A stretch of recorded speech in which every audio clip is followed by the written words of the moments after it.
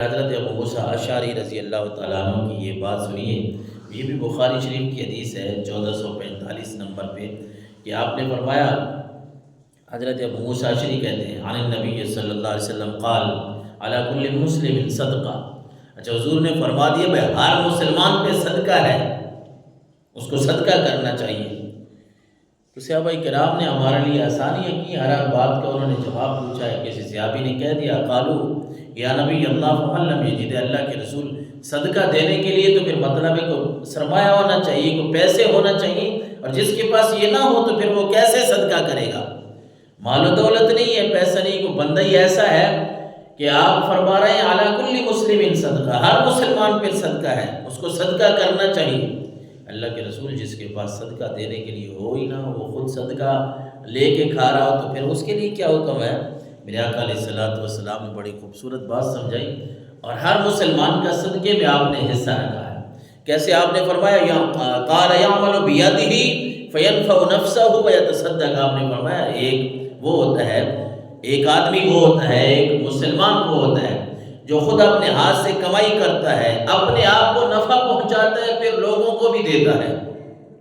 ایک تو یہ قسم ہو گئی، اللہ کے نبی نے فرمایا اس کو صدقے کا ثواب ملے گا کہ علی کل مسلم صدقہ۔ حضور نے فرمایا ہر مسلمان کو صدقہ کرنا چاہیے۔ تو اللہ کے رسول کیسے ہم صدقہ کریں؟ ہمارے پاس نہیں ہے۔ حضور نے پھر کس میں بیان فرمائی نا، فرمایا ایک آدمی تو وہ ہے کہ جس کو اللہ نے کوئی ایسے سبب بنا دیے ہیں، کوئی اس کا شعبہ ایسا ہے، کوئی اس کا کام ایسا ہے، کاروبار ایسا ہے کہ اللہ نے اس کو دیا ہے، وہ خود بھی اپنے آپ کو بھی نفع دے رہا ہے، دوسروں کو بھی نفع دے رہا ہے۔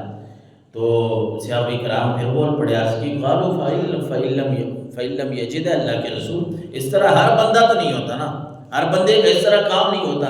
تو میرے آقا علیہ السلام نے فرمایا یعین ذا الحاجۃ الملہوف، جو کسی حاجت مند و فریادی کی مدد بھی کر دے، اللہ اس کو بھی صدقے کا ثواب عطا فرمائے گا۔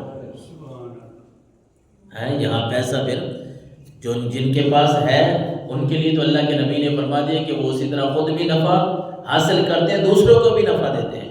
اور صحابہ کرام کا جو مقصد تھا کہ اللہ کے رسول ایک بندے کے پاس پیسے نہیں ہیں تو وہ کیا کرے گا؟ حضور نے فرمایا تم کسی مسلمان کی کسی حاجت مند کے کام آ جاؤ، اللہ اس پہ تمہیں صدقے کا ثواب عطا فرما دے گی۔ یہ خدمت خلق ہے۔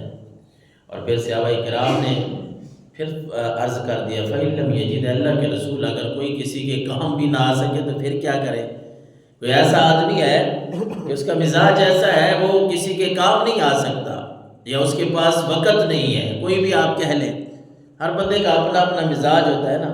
گلی محلے میں رشتہ داروں میں آپ نے دیکھا ہوگا پیسے ہیں لوگوں کے پاس، اللہ نے دیے ہیں، تو آپ نے دیکھا ہوگا کچھ ایسے ہیں کہ ان کے پاس مال و دولت زیادہ ہے لیکن نہ اپنے رشتہ داروں کا خیال رکھتے ہیں نہ کسی کا، بلکہ بس اپنے محلات یا اپنے کاروبار میں لگے ہوئے ہیں۔ کچھ ایسے بھی ہیں کہ ان کے پاس مال و دولت بھی نہیں ہے اور ان کا یہ انداز بھی نہیں ہے کہ وہ دوسروں کا خیال رکھیں، کسی کے کوئی کام آ جائے۔ تو اللہ کے نبی صلی اللہ علیہ وسلم نے فرمایا فَلْيَعْمَلْ بِالْمَعْرُوفِ وَلْيُمْسِكْ عَنِ الشَّرِّ فَإِنَّهَا لَهُ صَدْقَةٌ۔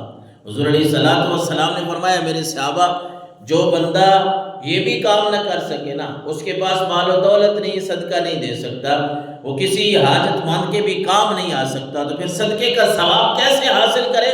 میرے آقا علیہ السلام نے فرمایا پھر وہ اچھائی کا حکم دے، نیکی کا حکم دے، اور اپنے آپ کو برائی سے روک لے، کم از کم اس سے کسی کو تکلیف نہ پہنچے، خود کسی کو تکلیف نہ دے، تکلیف کا سبب نہ بنے۔ تو پھر حضور نے فرمایا فَإِنَّهَا لَهُ صَدْقَةٌ، بے شک اللہ اس کو بھی صدقے کا ثواب عطا فرماتا ہے۔ خدمت خلق بھی ہے، اور ہمارے لیے اللہ کے نبی صلی اللہ علیہ وسلم نے آسانیاں بھی بیان فرما دی ہیں کہ بندہ ثواب بھی حاصل کر لیتا ہے